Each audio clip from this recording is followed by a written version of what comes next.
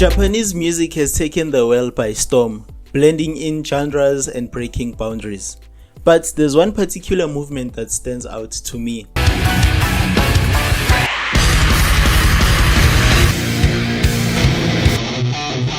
And that's the Japanese female-fronted metal bands.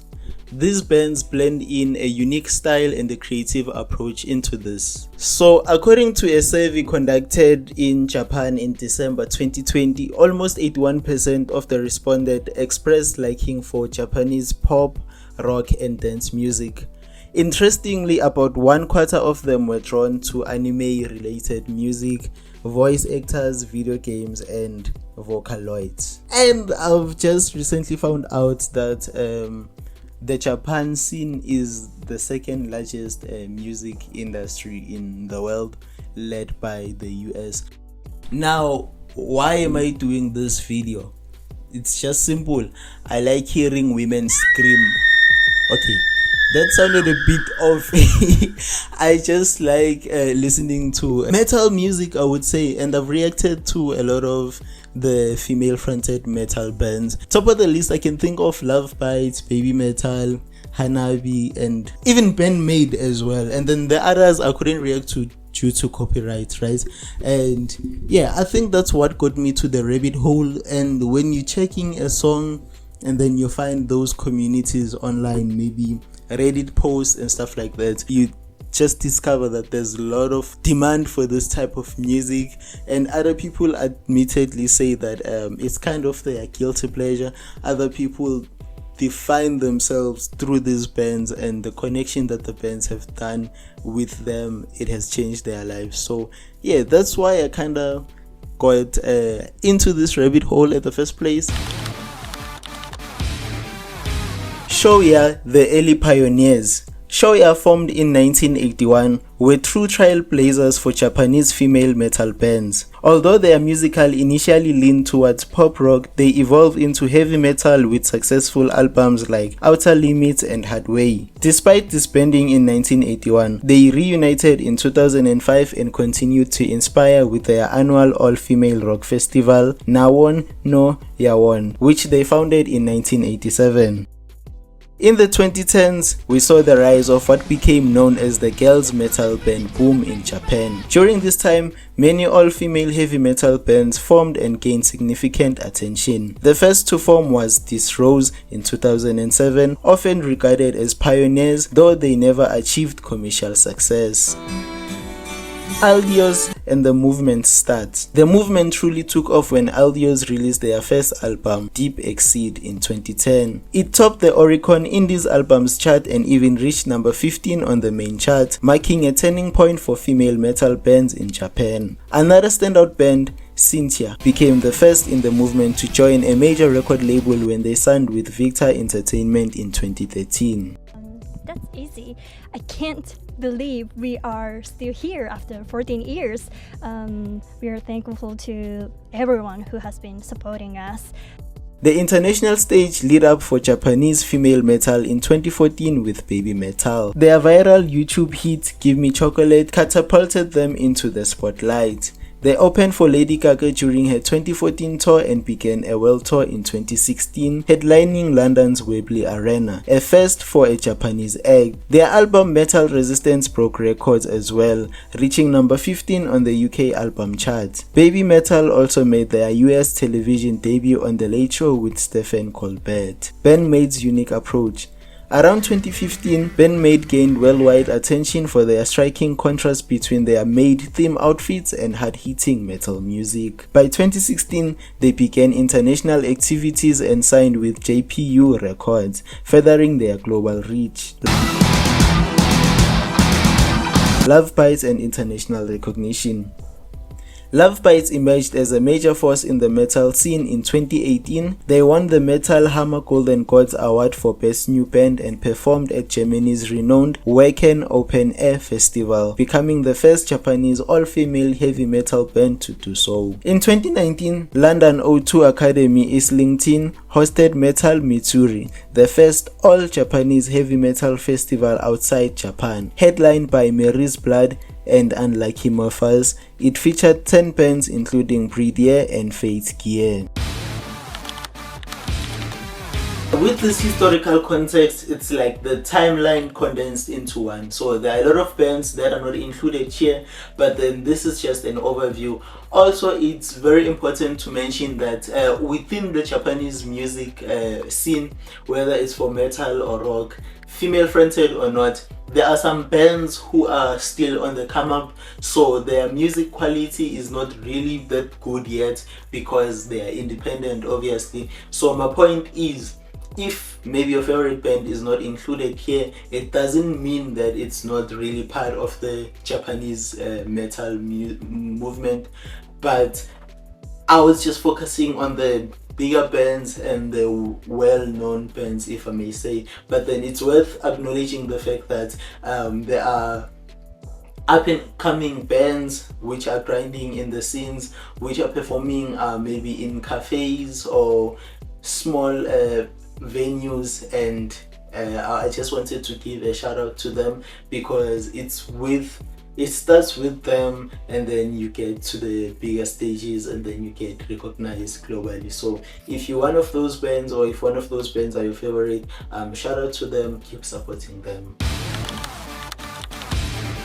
So let's talk about the recent milestones of Japanese female-fronted metal bands, or Japanese female-led metal bands. In 2020, Passcode's single Starry Sky topped the Oricon singles chart. Newer acts like Sable Hills and Phantom X Saliva gained global recognition, winning the Wacken Open Air Metal Battle competition in 2022 and 2023 respectively. According to metalawards.org, the Female Metal Singer 2024 category also drew over 20,000 votes from passionate metal fans. Leading the polls is Suzuka Nakamoto, known as Su Metal, the lead vocalist of Babymetal, with 51.52% of the votes. Her commanding presence and powerful vocals have driven Babymetal's global success.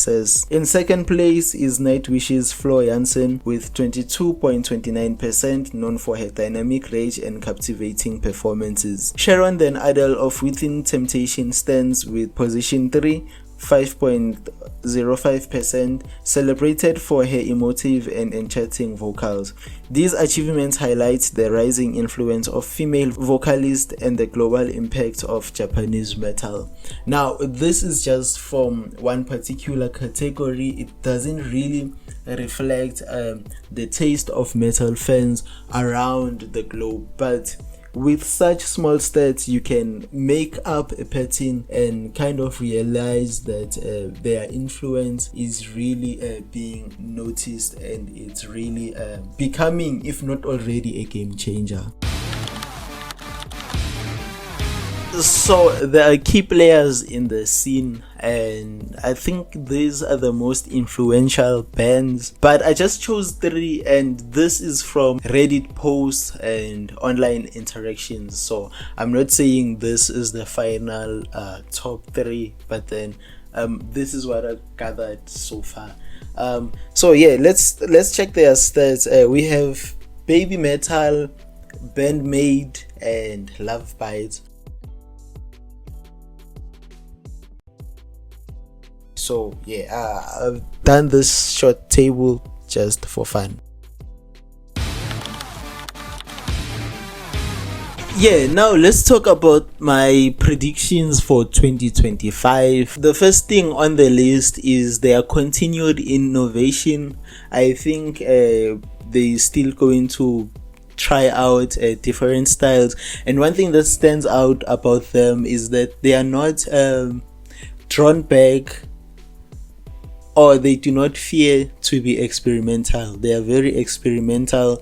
They don't mind to check out what sound works, and whatever they do, most of them, they connect well with their audiences, which is amazing, which is outstanding. So I think that we're going to still see metal bands that mixes something that you wouldn't expect, and then they just blend it in.